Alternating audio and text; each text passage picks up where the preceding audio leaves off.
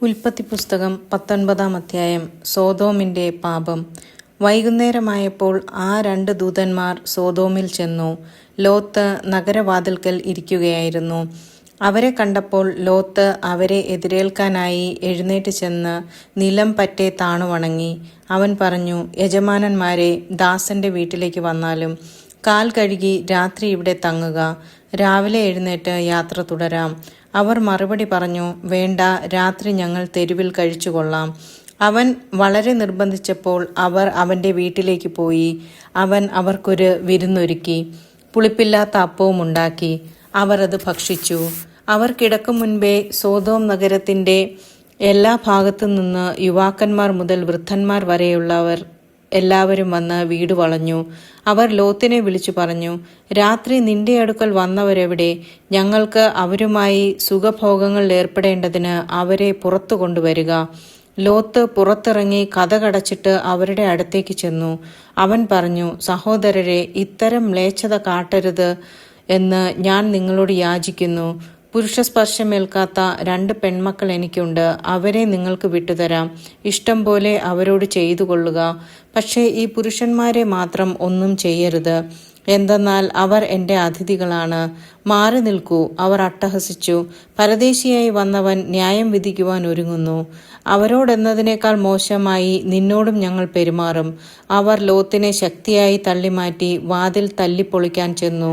പക്ഷേ ലോത്തിന്റെ അതിഥികൾ കൈനീട്ടി അവനെ വലിച്ച് വീട്ടിനുള്ളിലാക്കിയിട്ട് വാതിലടച്ചു. വാതിൽക്കലുണ്ടായിരുന്ന എല്ലാവരെയും അവർ അന്ധരാക്കി. അവർ വാതിൽ തപ്പിത്തടഞ്ഞു വലഞ്ഞു. ലോത്ത് സോദോം വിടുന്നു.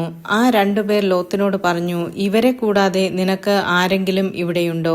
പുത്രന്മാരോ പുത്രികളോ മരുമക്കളോ മറ്റാരെങ്കിലുമോ നഗരത്തിൽ ഉണ്ടെങ്കിൽ എല്ലാവരെയും ഉടൻ പുറത്തു കടത്തിക്കൊള്ളുക. ഈ സ്ഥലം ഞങ്ങൾ നശിപ്പിക്കാൻ പോവുകയാണ്. ഇവിടത്തെ ജനത്തിനെതിരെ രൂക്ഷമായ നിലവിളി കർത്താവിൻ്റെ മുൻപിൽ എത്തിയിരിക്കുന്നു. ഇവിടം നശിപ്പിക്കാൻ കർത്താവ് ഞങ്ങളെ അയച്ചിരിക്കുകയാണ്. ഉടനെ ലോത്ത് തൻ്റെ പുത്രിമാരെ വിവാഹം ചെയ്യാനിരുന്നവരുടെ അടുത്തേക്ക് ചെന്ന് പറഞ്ഞു, എഴുന്നേറ്റ് ഉടനെ സ്ഥലം വിട്ടു പോവുക. കർത്താവ് ഈ നഗരം നശിപ്പിക്കാൻ പോവുകയാണ്. എന്നാൽ അവൻ തമാശ പറയുകയാണെന്നത്രേ അവർക്ക് തോന്നിയത്. നേരം പുലർന്നപ്പോൾ ദൂതന്മാർ ലോത്തിനോട് പറഞ്ഞു, എഴുന്നേറ്റ് ഭാര്യയെയും പെൺമക്കൾ 2 പേരെയും കൂട്ടി വേഗം പുറപ്പെടുക. അല്ലെങ്കിൽ നഗരത്തോടൊപ്പം നിങ്ങളും നശിച്ചു പോകും. എന്നാൽ അവൻ മടിച്ചു നിന്നു. കർത്താവിന് അവനോട് കരുണ തോന്നിയതുകൊണ്ട് ആ മനുഷ്യർ അവനെയും ഭാര്യയെയും മക്കളെയും കൈക്ക് പിടിച്ച് നഗരത്തിന് പുറത്തു കൊണ്ടുപോയി വിട്ടു.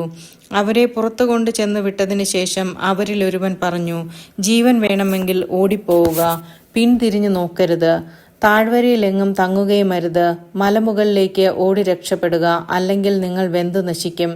ലോത്ത് പറഞ്ഞു, യജമാനനെ, അങ്ങനെ പറയരുതേ. ഞാൻ അങ്ങയുടെ പ്രീതിക്ക് പാത്രമായല്ലോ.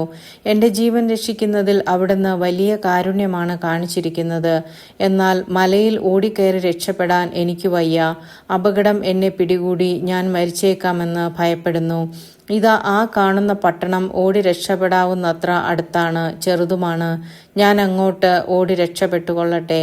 അത് ചെറുതാണല്ലോ. അങ്ങനെ എനിക്ക് ജീവൻ രക്ഷിക്കാം. അവൻ പറഞ്ഞു, ശരി, അക്കാര്യവും ഞാൻ സ്വീകരിച്ചിരിക്കുന്നു. നീ പറഞ്ഞ പട്ടണത്തെ ഞാൻ നശിപ്പിക്കുകയില്ല.